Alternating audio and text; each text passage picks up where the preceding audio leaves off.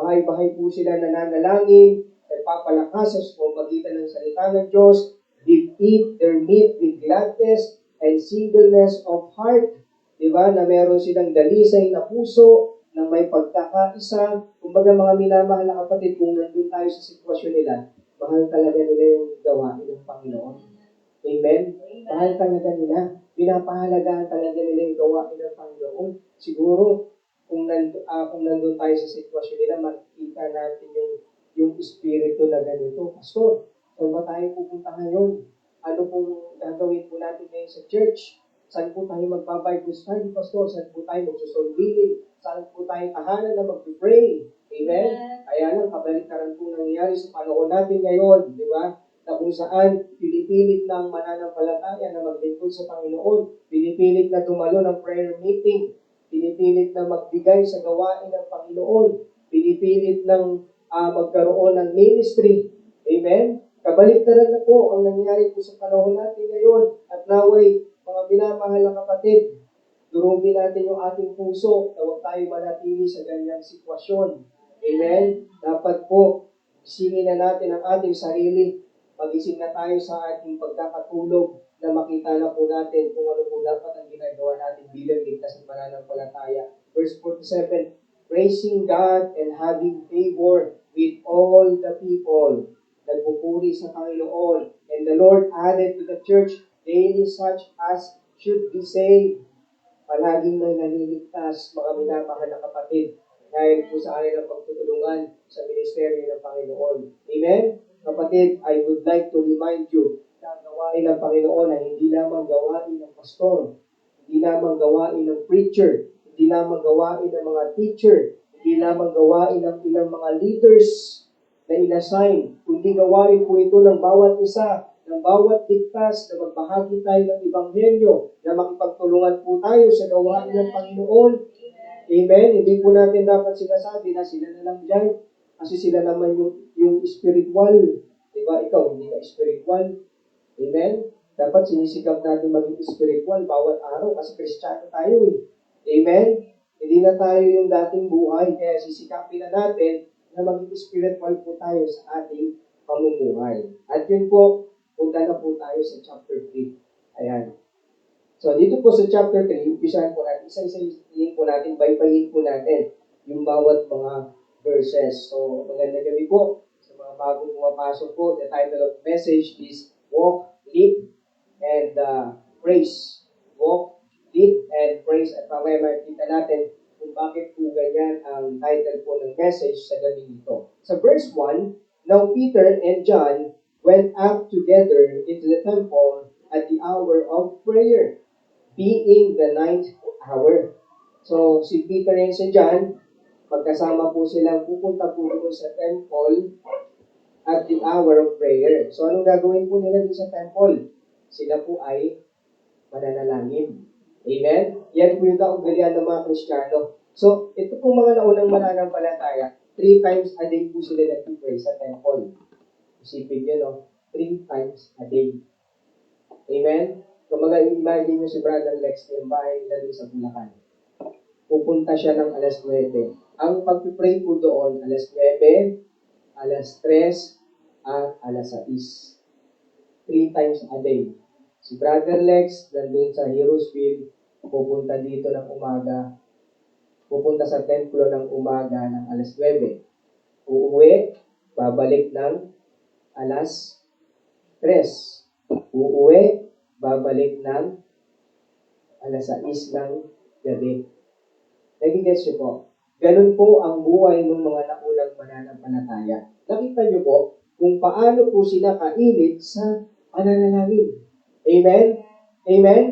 Ngayon, ang mga mananampalataya, kahit isa, di ba, nasasambitin sa Panginoon, hindi kayang sambitin.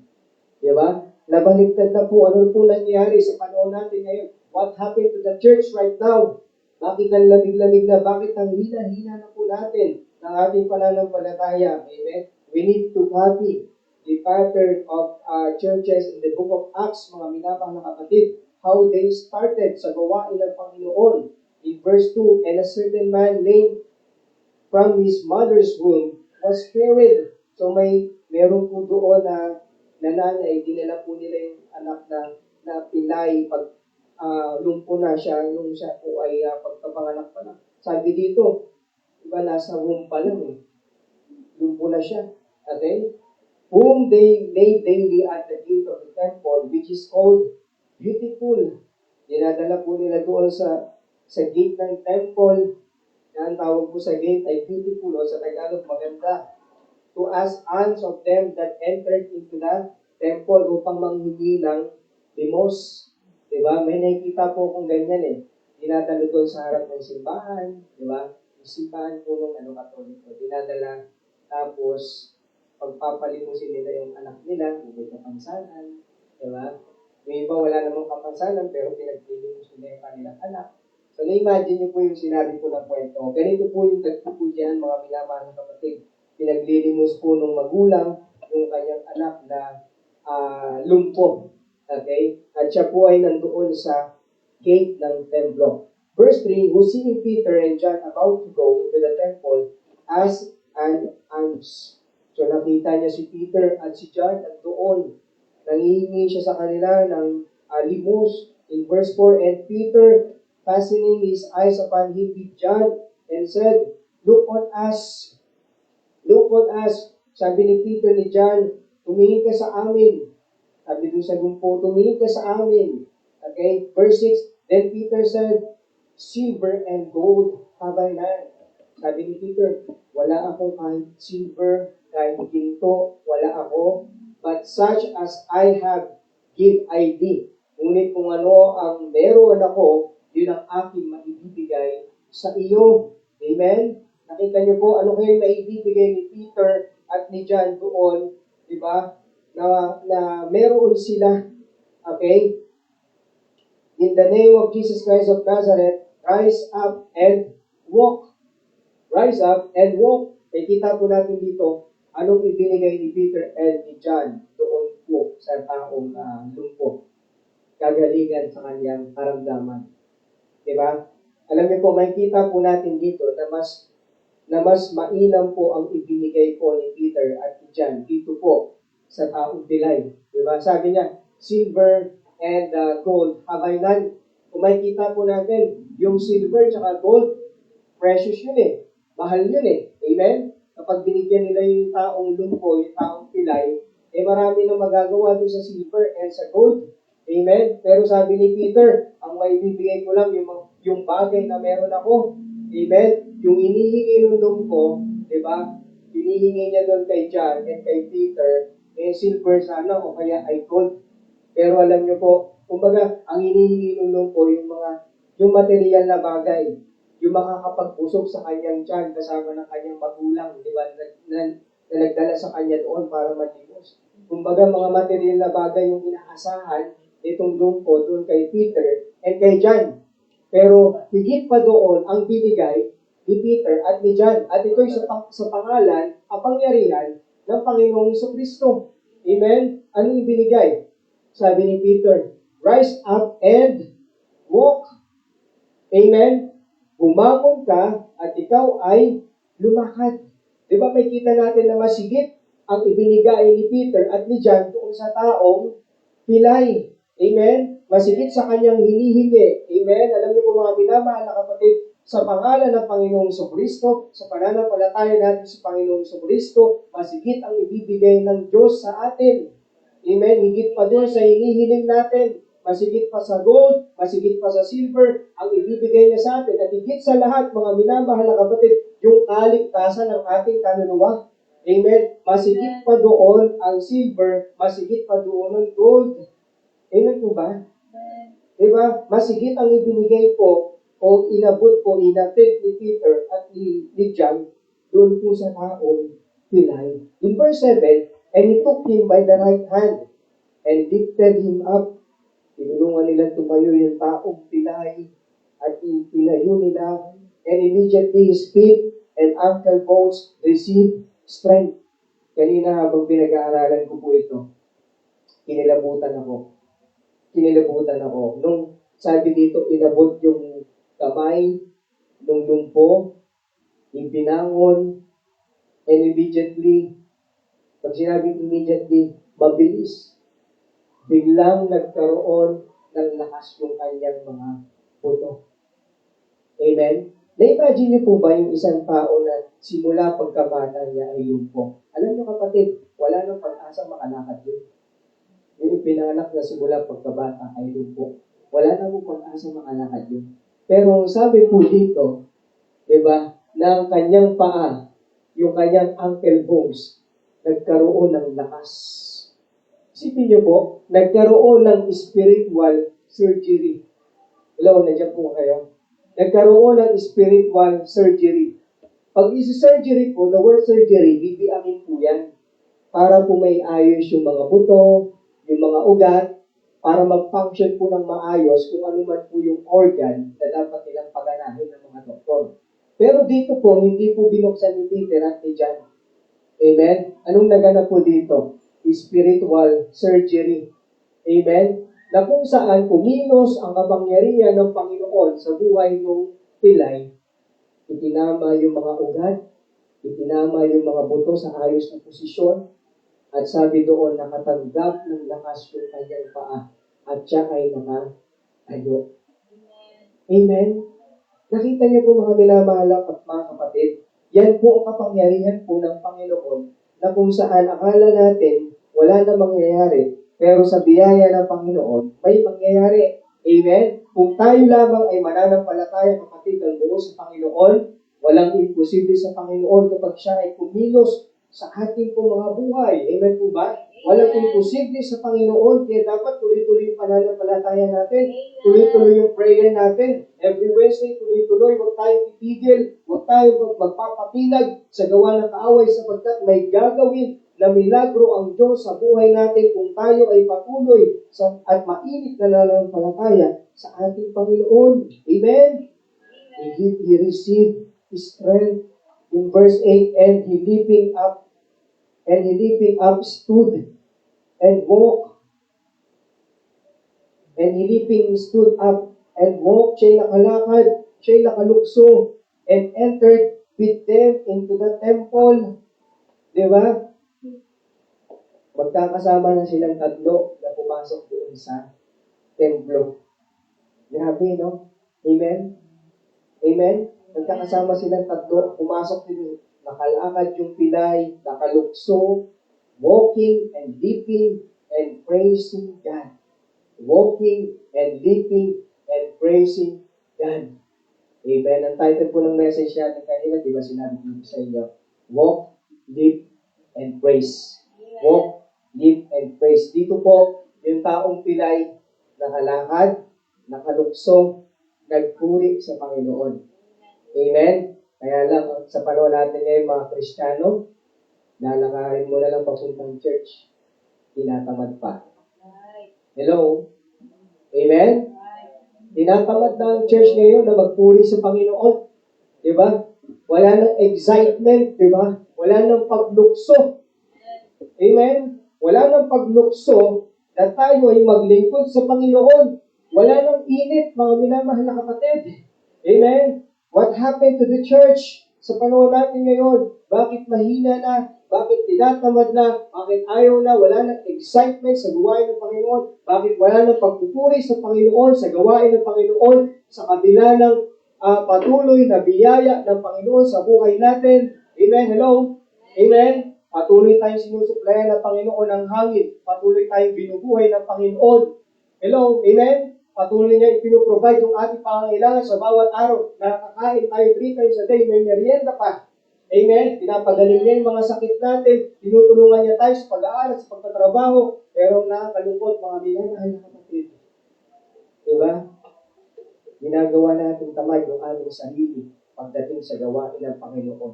Na kung saan siya yung nagbigay ng kagalingan sa ating spiritual. Amen? Na kung saan yung kagalingan spiritual na yun ay yung kaligtasan ng ating kaluluwa, na hindi na tayo mapupunta kailanman ng impyerno dahil sa biyaya ng Panginoon si Kristo ipako sa pusang Kalbaryo. Ibinigay ng Ama yung kanyang anak para sa atin ng mga walang hindi karapat-dapat ng mga tao. Amen? Nakakalimutan natin, kapatid, na lumakad sa kalooban ng Panginoon. Nakakalimutan natin na lumukso sa ating pananampalataya at maging excited sa gawain ng Panginoon. Nakakalimutan natin magpuri sa Panginoon. Bakit? Dahil marami na tayong pera, dahil pinagpapala na tayo ng Panginoon, kaya pinagpapalit na natin ang gawain ng Panginoon sa mga walang kabuluhang bagay. Yan po ba mga minamahal na kapatid? Ano po nangyari sa atin? Diba? Alam niyo po, sa kwento po dito sa Biblia, I think sa Matthew, Mark, Luke dyan, meron din pong mga pinagaling ng Panginoon sa Kristo. Meron ng pinagaling ng Panginoon sa Kristo. Meron nga 10 pinagaling ng Panginoon sa Kristo, pero isa lang yung nagpasalamat. Isa lang yung bumalik. Amen?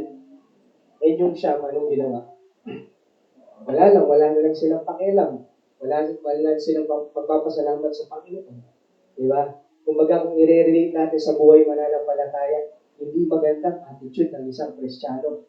Diba? Na matapos kang paglilingin ng Panginoon, matapos kang biyayaan ng Panginoon, diba? Sa isang iglap lang, nakalimutan mo siya. Amen? Sa isang iglap lang, nakalimutan mo na agad yung ginawa niya para sa'yo. Nakalimutan na agad natin yung ginawa ni Kristo sa buhay natin, na iniligtas niya tayo, na pinako siya, na nabuhos yung kanyang dugo, nahirapan siya, at hindi natin napagdaanan yung paghihirap, tapos tayo, tinatamad tayo sa gawain ng Panginoon.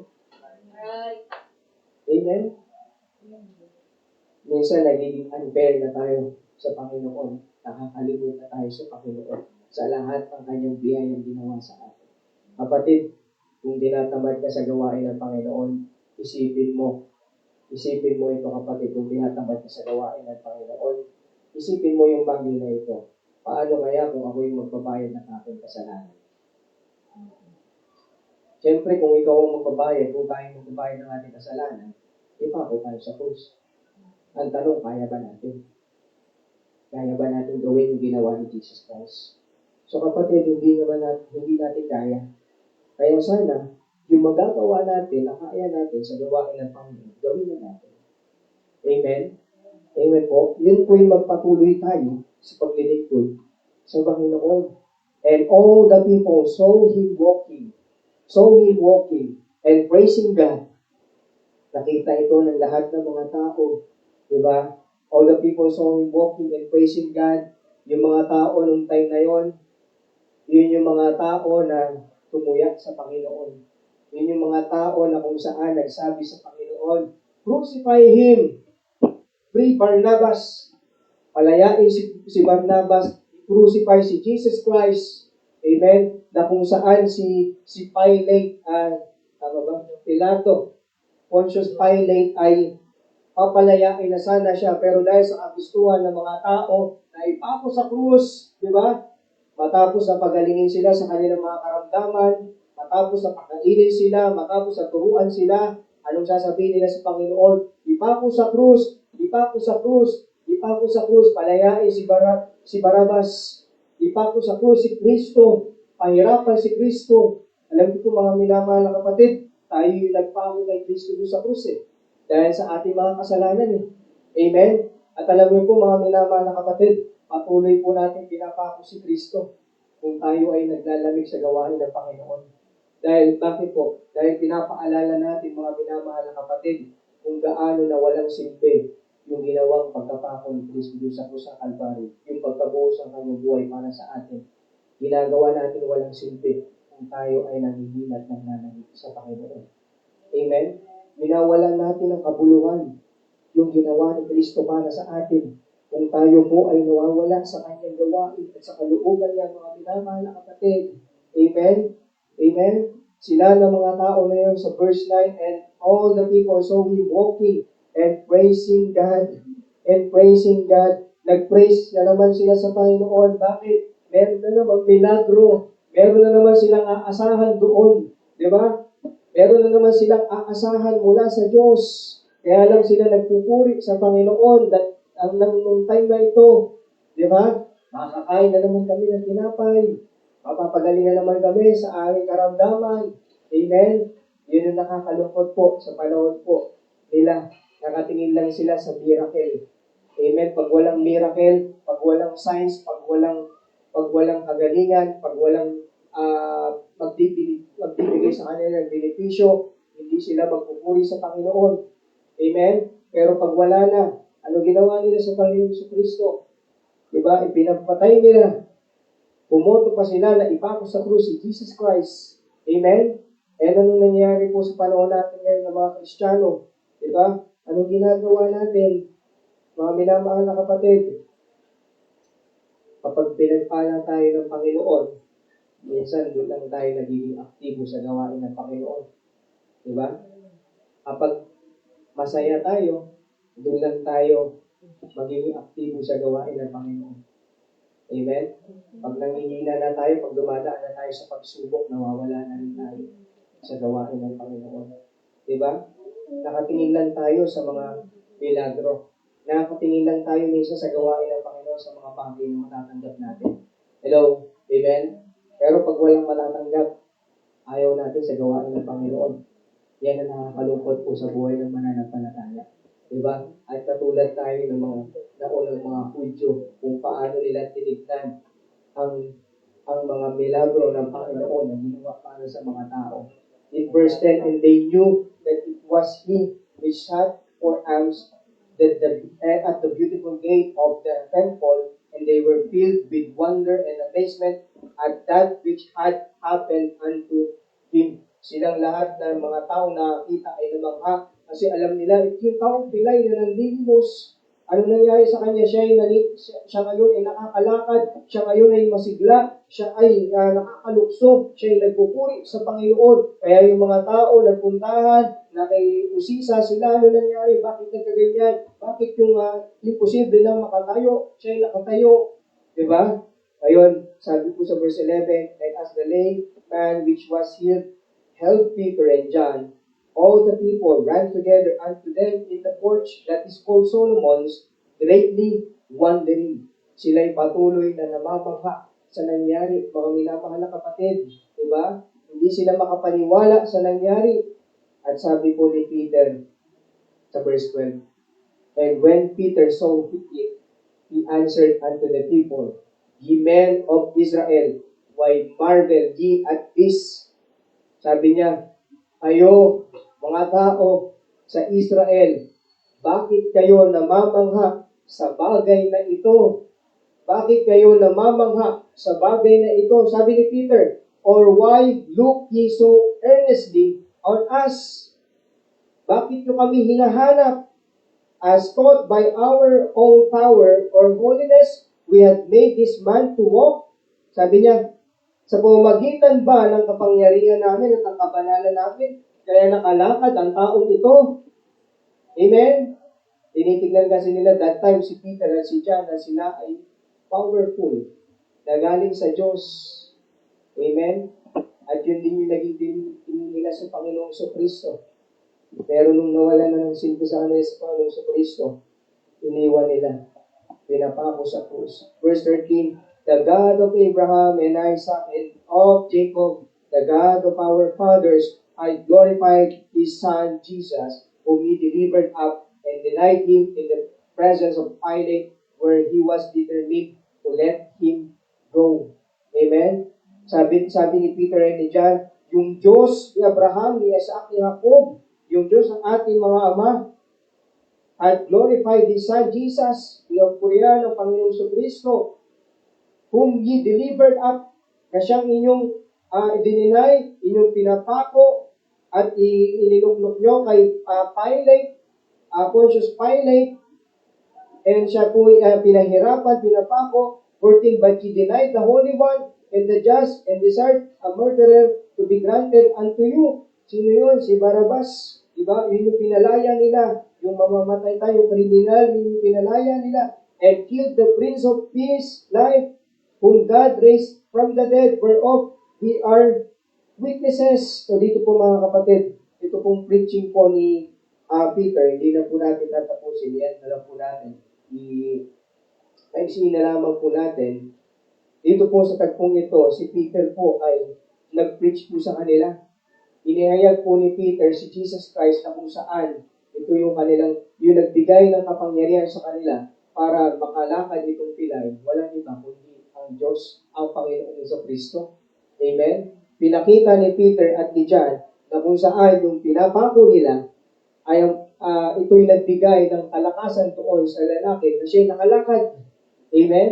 Yung kanilang ipinagpalit kay Barabas, yung kanilang dininay, itinanggi, yung Holy One, di ba? The Prince of Life, yung prinsipe ng buhay, yung author of life, yun yung pinapako nila, yun ay yung nagbigay ng kalakasan doon sa pilay para siya'y makalakad. Amen? Para siya'y makapagpuri sa Panginoon. Amen? At kung itutuloy natin yung chapter 4 sa susunod, makikita natin kung paano yung mga tao ay galit na galit. Diba? Galit na galit sila kasi binabanggit yung pangalan ni Jesus Christ. Amen? Hindi sila makapaniwala na yung kapangyarihan, kaya nakalakad yung pilay ay sa kapangyarihan ni Jesus Christ na kanilang pinagtulungan, pinapako sa krus, ipinapatay. Amen? Amen po? Diba po? May kita natin mga minamahal na kapatid, ang kapangyarihan ng Panginoon sa buhay ng bawat isa. May kita natin na siya yung nagbigay sa atin para makalakad tayo sa panibagong buhay. Siya yung nagbigay sa atin para makalukso tayo, makapagpatuloy tayo sa ating pananampalataya. Siya yung nagbigay sa atin para makapagpuri tayo sa Panginoon. Amen? Kaya sana mga minamahal na kapatid, pagpatuloy natin kung ano yung ginagawa natin sa Panginoon. Huwag tayong tumigil sa paglalakad sa kalooban niya. Huwag tayong tumigil sa paglukso sa pananampalataya. Huwag tayong tumigil sa pagpupuri sa Panginoon hanggang tayo nabubuhay. Amen. Ilaan natin ang lahat ng buhay natin, natitira natin panahon dito sa mundo, sapagkat paiksi na lamang ito, mga minamahal na kapatid. Huwag na tayo matagpuan ng Panginoon na tayo nanghihina, na tayo nanlalamig. Amen? Sapagkat ang Panginoon, Jesucristo, na minsan hindi natin kinikilala sa ating buhay, siya yung nagpagaling sa atin spiritually. Siya yung nag-sacrifice para sa atin. Siya yung nagligtas para sa atin. Amen? Kaya huwag natin kalimutan na ibalik o ibigay ang papuri sa Panginoon na papurihin natin ang ating Panginoon sa Kristo. Amen? At ang isa pang makikita natin dito mga minamahal na kapatid, nandun po sa verse 1, na kung saan sila po, now Peter and John went up together to the temple at the hour of prayer, being the ninth hour. I think, sabi po dito sa history, the ninth hour is 3 p.m. 3 p.m. Pumunta sila sa templo ng alas 3 at sila ay magkasama ni John, ni Peter, at sila po ay nananalangin. Amen. Makikita natin mga minamahal kapatid kung paano nila pinahalagahan ang pananalangin ng panahon na yun. Amen? Amen? Gano'n ka kadalas manalangin sa Panginoon? Amen? Gano'n ka pa kadalas manalangin sa Panginoon?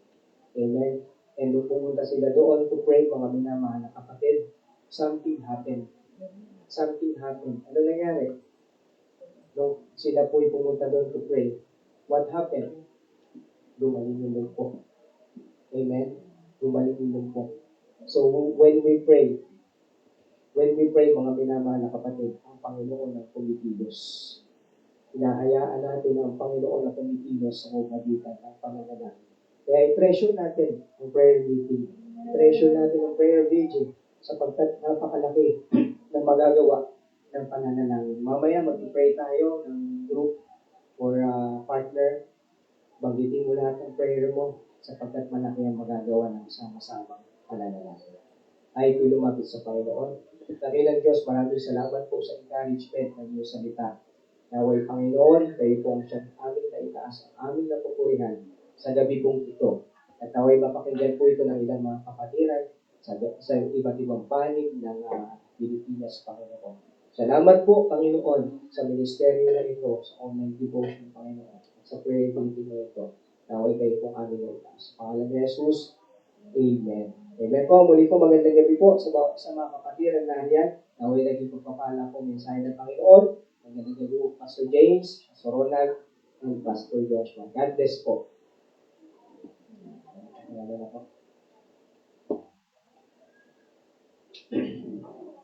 Panoorin na lang po yan ng mga ibang kapatiran natin na sa iba't ibang churches.